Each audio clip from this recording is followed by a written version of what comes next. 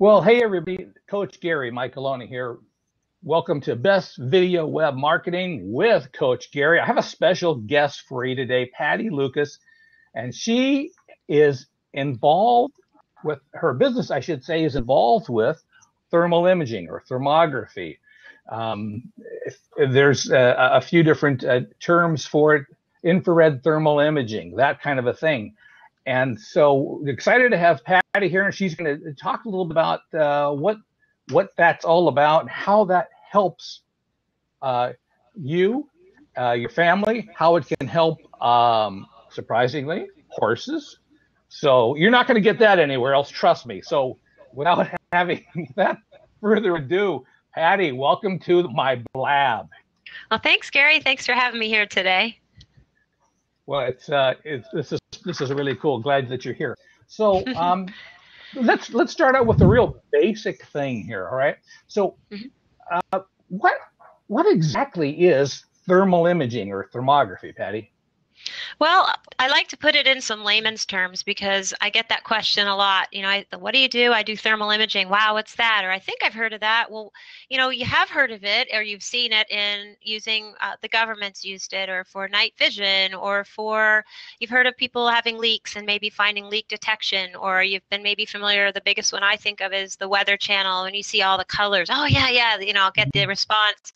Oh, okay, yeah. But how can that help somebody in medical imaging? Because that's where this technology is, with highly advanced medical technology for determining it's different than, say, x-rays or sorry about that. It's different from x-rays or mammograms or CAT scans and all. It's a different modality, and it's looking at our physiology.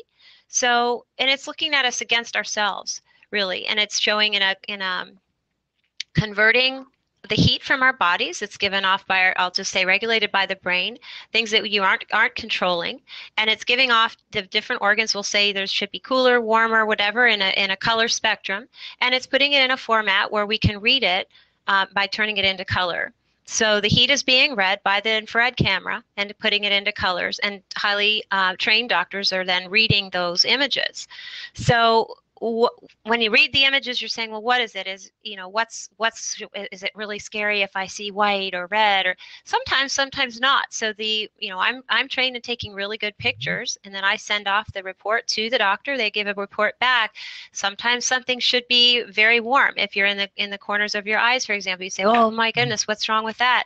You don't worry about it because that's a very normal thing, a very bony area, it should be white there. There are areas that maybe symmetrically we'll look at it, and we'll look up, we'll look up both sides of your body and we'll compare side to side. And the idea is we're looking for the root cause of something, not just a static place. So when you get some of these other tests, you might see in a mammogram an area of a mass, but you don't know what it is. You can't tell if it's inflammatory, if it's active, if it's not.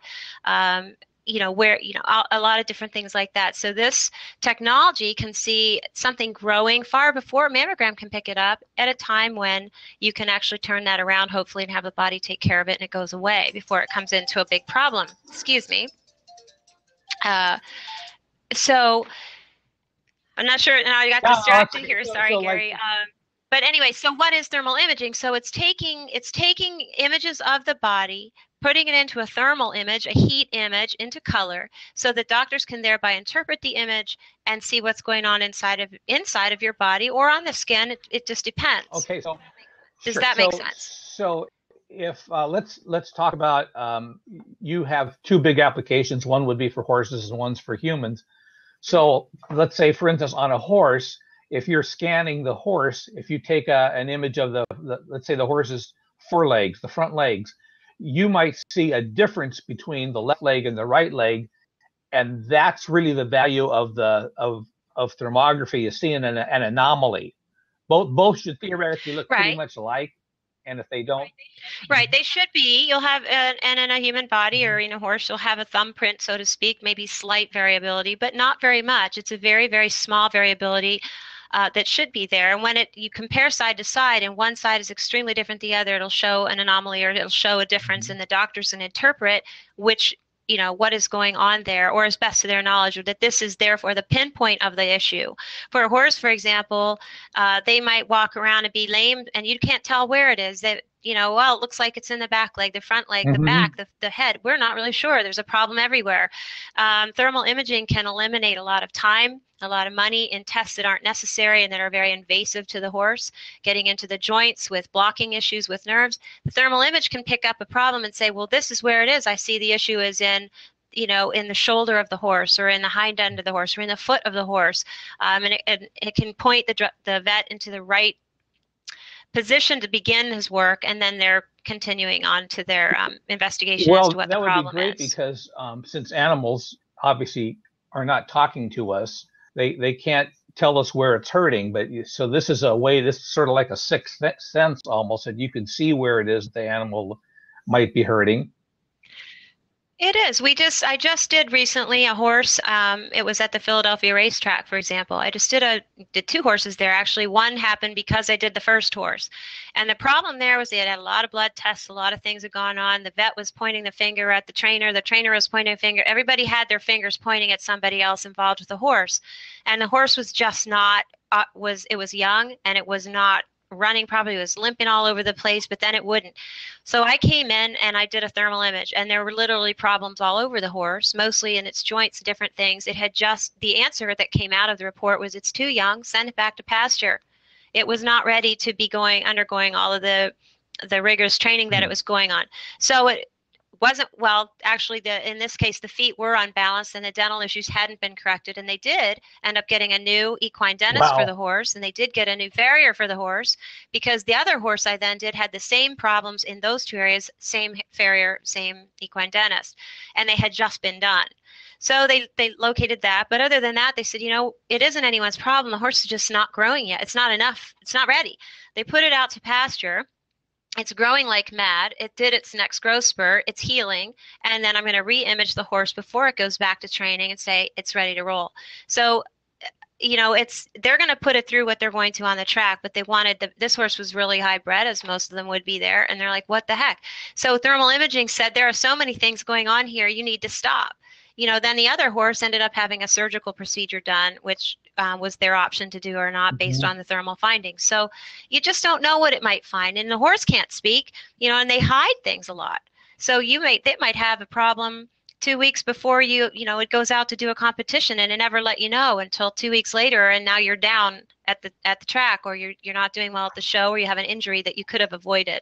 So it's a great tool to find out and locate problems prior to when the horse either may or may not be exhibiting it, or it is, and you can't figure out what the problem is. I would think too, since I do know that you can do a very limited kind of an infrared scan where you're just looking at the horse's hooves or legs or something, or you can do a full body scan. But I'm guessing that if doing the full body scan, you're going to have a much better idea what might be the root cause. I mean, you may look at the horse because he's acting limp on one of his legs, but that might not be the issue. And yeah, it's right. That can oftentimes be a consequence of another issue, and so the horse is limping in this side, and it's not even the problem where the horse, but it'll become a problem because then it's going to be sore as well. The same with people, I'll say to them when they're coming in for, I just want to do a breast scan, and that's great. We want to do that, but what can happen is it isn't just the breast that you have, and so why did it happen? That's my question. Let's do a full body first, and then make sure that we've seen everything. What could be contributing to an issue in the breast? Was it periodontal disease? You don't know that there. An X-ray cannot find it. Is it something in the gut that you've been complaining to me as you've been standing here? You're burping. Maybe there's a problem there, and things are backing up like clogged up drain. If we don't find those root causes, you can take care of the problem that they found in the breast, but it's going to find itself somewhere else if you don't locate it. So I always like to say, look, the first time it's worth your investment, get a full body scan. If you don't have any issues anywhere, we don't need to be following them. Maybe every other year you get one of them, but follow the problems that you do have. But I think it's the most healthy thing you can do with no radiation to find out, hey, how am I? Do I have peace of mind that I thought I was great? I am great. Or, have you ever gone to a chiropractor and you say, oh no, someone told me to come, but I'm really fine. And then you see your back and your bones are Uh-huh. whacked out and you think, oh my gosh, I am. Actually, I thought I do have problems. Wouldn't you have wanted to know it sooner and correct Well, it this sooner? The younger we are, the more time we have to correct it and turn our this things sounds around. almost like science fiction. So is this brand new technology, or how long has it been around? No, it's been around for a number of years. The technology, however, has actually advanced to a point where the medical establishment is actually taking a better look at it. And in Europe, they did. We are under, unfortunately, some regulations or get regulated in ways that I don't think we should. And it's a way of helping people get better without going on drugs and without doing some of these other tests. Of course, it's not a big money maker. It's a money out of your pocket to do it, but you save money in the long run because you're not ending up down a different road. It's been around even when mammograms came out, ultrasound, so did thermography. And they were kind of compared, and they just went with one mode over another. So the technology's advanced Well, considerably. speaking of mammography, I mean, right out of today's news, literally, there's the FDA said that they're changing their position on how often a woman should have a mammogram because of the radiation issues. So, is there any kind of radiation that comes with thermal imaging? Absolutely not. I can do babies 100 Wow. times a day. It's just like taking a picture. There's no radiation, there's no compression. It's absolutely pain-free. It's very quick and easy. It's just like taking your picture, only you're seeing it different than you would an actual photo. So no, So you pain-free. get a report from this then, and the report, I think you said earlier, it's read by a trained doctor, so you know what okay. Yes, it is. These doctors done over a million scans. The doctor that I choose to send it to. There are other doctors who are now also trained to be able to send thermography reports to. So I'll send the images along with the notes and what I've found during my visit with the patient. Then the doctor comes back with a report of findings and recommendations as well. That's all included in your fee when you get your thermography testing done or your images taken. You also get a report, and then I can go over that with you, or so can the doctor, for a minor fee. And we can go over exactly what you should or could do to improve situation, and then follow it with a spot scan afterwards, 3 months, 6 months down the road, whatever the recommendations are, to make sure that what we do recommend to you, if you're following those protocols, that they're working. Sometimes people say, well, I don't really know if I feel any different. But we can see it on thermal imaging that you are feeling different, and it's encouraging. And so then you say, that's great, I'm going to continue. And I haven't seen a case yet where it's actually reverted the other way, unless the patient has not followed the protocol. But so you follow the protocol, you come back and you see you're maybe not doing so well. Maybe it was an inflammatory Mm-hmm. situation and it's really taking a turn for the worse. They are the first on the bandwagon to say it's time to go get an ultrasound or whatever the next step would be.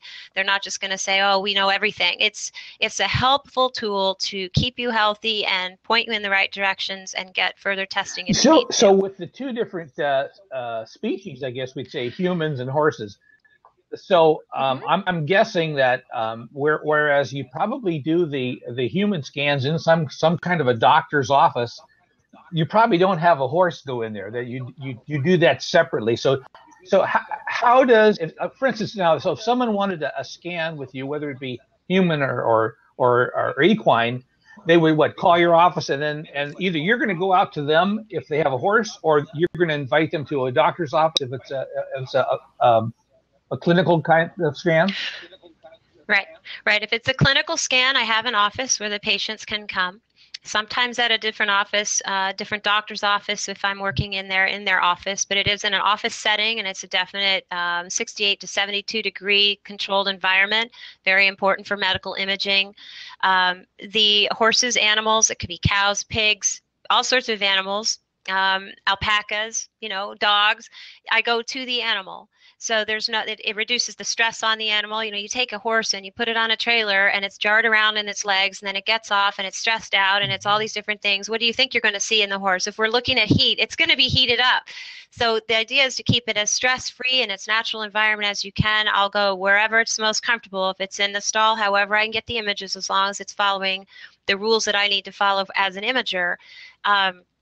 And I definitely go out on the road. That's why the camera that I have suits both applications. Sometimes you can do equine thermography with a different camera, but you can't use that camera necessarily for, or shouldn't be using it for, medical imaging. There's strict requirements for that. So my camera is portable, so I can do it in either office or on the site, and it meets up both standards. Okay, terrific.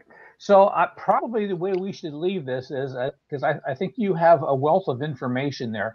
So we could invite someone to call your office if they wanted to set up either set up an appointment for whichever species we're talking about, or to get information. And so we'll put that on the YouTube video that I'll have that in the description. But if you want to go ahead now and give out a phone number for your office, why don't you go ahead and do that? Go ahead. Okay, my phone number where you can reach me is 610-888-2807. Okay. And that is in that's 610-888-2807. And that is the office. That's my portable phone, and my office is in Elverson, Pennsylvania, and I can travel anywhere in the eastern Pennsylvania region. Okay, terrific. Well, Patty, thank you so much for being here. I learned a lot. I'm glad you were with us, and we should do this again. What do you say? I'll do it again. All right, we'll talk to you later. Thanks again now. Bye-bye. All right.